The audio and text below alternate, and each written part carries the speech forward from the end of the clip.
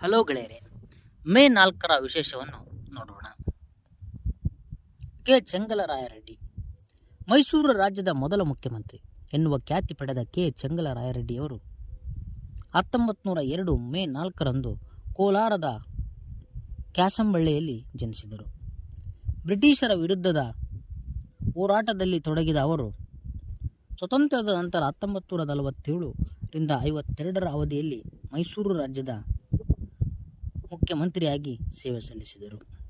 1976ರಲ್ಲಿ ಇವರು ನಿಧನರಾದರು. ಮತ್ತೊಮ್ಮೆ ನೋಡುವುದಾದರೆ ಮೇ 4ಅನ್ನು ಅಂತಾರಾಷ್ಟ್ರೀಯ ಅಗ್ನಿಶಾಮಕರ ದಿನವೆಂದಾಗಿ ಆಚರಿಸಲಾಗುತ್ತದೆ.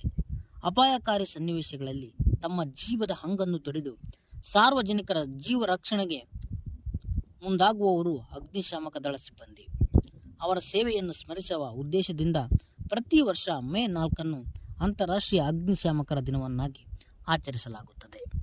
ಹಲೋ ಗೆಳೆಯರೆ, ಪ್ರತಿ ವರ್ಷ ಮೇ ತಿಂಗಳ ಮೊದಲ ಭಾನುವಾರವನ್ನು ವಿಶ್ವ ನಗೆ ದಿನ ಎಂದು ಆಚರಿಸುತ್ತೇವೆ.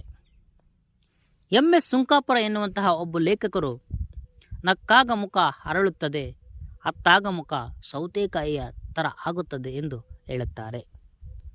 DVG ಗುಂಡಪ್ಪನವರು ನಗು ನಗುತ್ತ ತೆರಳು ಮಂಕುತಿಮ್ಮ ಎನ್ನುವಂತಹ ಒಂದು ಮಾತನ್ನು ಹೇಳುವುದುಂಟು. ವಿಶ್ವ ನಗೆಯ ದಿನದ ಬಗ್ಗೆ ನೋಡೋಣ.